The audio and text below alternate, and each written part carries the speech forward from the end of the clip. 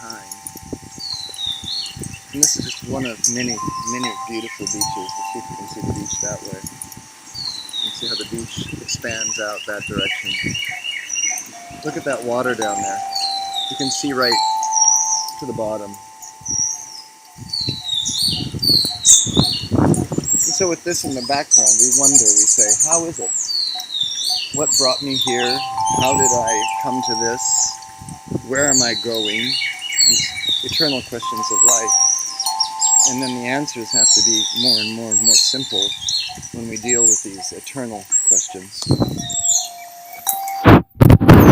And the answer is momentum. What we're doing with Samadhi game is every time that we invoke the presence of this light, we're invoking this momentum. We're creating this momentum of thought, word, and even deed, to some extent the physical movement of it, the actual intentionality of being here with this presence of God, this presence of eternity, this presence of love, this presence of joy. This is the essence of the path, is to develop the momentum of looking within, of realizing yourself as this eternal being able to see everything in your life, in your past, in your present, in your future, from this neutral witness position. This is the goal of Samadhi game. It's written into the text, and we'll do some of the text here in a little bit. But the idea is, welcome, Mrs. Brinkley. Mr. Brinkley. I'm talking about momentums, and we're looking into the past. We're looking at what it is to be able to decipher what the past of a life is. And it has to do with momentums. You know, the same momentum that we develop with Samadhi game by doing the words and doing the mantras and visualizing and allowing ourselves to feel into those momentums of the mantra allows us to develop the momentum on that. Well, our life is a momentum, all of it. How much you love, how much you give, how much you, even the physical characteristics of a soul are determined a lot by this momentum, this whatever we do in a past life comes into the future life. Thank you for this tea. It's beautiful pomegranate cranberry. And green, to wake us up. And green as well? Well, green was the base. Oh, that was the base. Nice. It's very nice. So the question is, who were you in the last embodiment? People often wonder that, and they'll seek out seers who have the capacity to look beyond the surface involvements and look at a deeper level of your momentum, and then they come up with an idea of who you are based on that underpinning. I don't know if you understood. Is that how that is? Well, yes. I don't know. That's why you're talking. But that's the idea. The idea is to be able to see deeper than the surface values of a person. Those momentums of each person come from the past. They don't just happen. When you see a child prodigy playing, the piano with just absolute superb quality and creativity, and able to write music at an early age, it didn't just happen that person just came into embodiment and just had this gift to give. They developed that gift over a period of time, and because it was so embedded in their nature, because they had given so much energy to it over the past embodiments that they had, they brought it with them again into this embodiment. Nothing is wasted in this universe.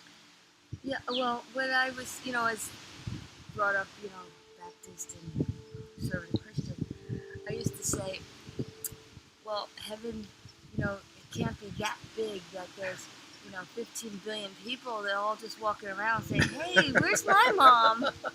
Because we're supposed to know each other. So I was thinking they must recycle. But the other thing is, in the Bible itself, it says God sent his own son to be born a baby. So isn't that reincarnation? Well, even if we look at the story of Jesus, I personally believe that he actually worked just like you and I, through many embodiments, developing a momentum on his spirituality. No, but it said God sent his son to be born a baby. So, Yeah, yeah, so the spirit comes into the world as a baby. So Yeah. he said, so someone dies and someone comes into the world as a baby. Yeah. You know, so you come back into the world as a new soul. Someone else does. Well, you don't change souls from embodiment to embodiment. I don't believe that that's the case. I'm not sure how to interpret that statement, but what I will say is that the What do you mean? momentums that you develop over a period of lifetimes are what you come into a lifetime when you haven't uh, fulfilled your divine plan as of yet, whatever that plan is, whatever you've chosen as a plan in this planet to do. You have to fulfill that. That's one of the requirements of being free of embodiment. You eventually are free.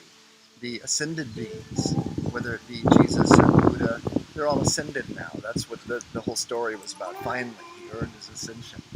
When they ascend, they actually now don't need to ever come back again. Yes, they don't have to come back again. That's what makes them kind of special.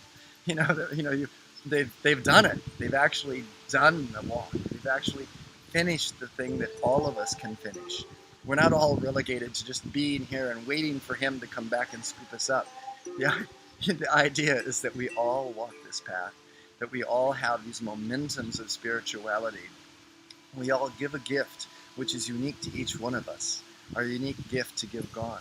And by doing so, we give it in such a way, so clear and so beautifully, and against all opposition, I must say too. Against all opposition, against all those who would say, no, you're not going to do it. So you think Christians are rushing it by saying, hey, you can be born again right now instead of having to die, go back and be born again as a baby? And Well, then redo your karma again? Well, the way that I look at that statement, born again, doesn't necessarily mean being born again in a body. Although I mentioned it Trying could. to rush it. They're like, you don't have to die. But what I understand to that statement is that when you get that passion, when you find yourself taken up with a new inspiration, in essence, it's like being born again. You have a new, fresh view on life.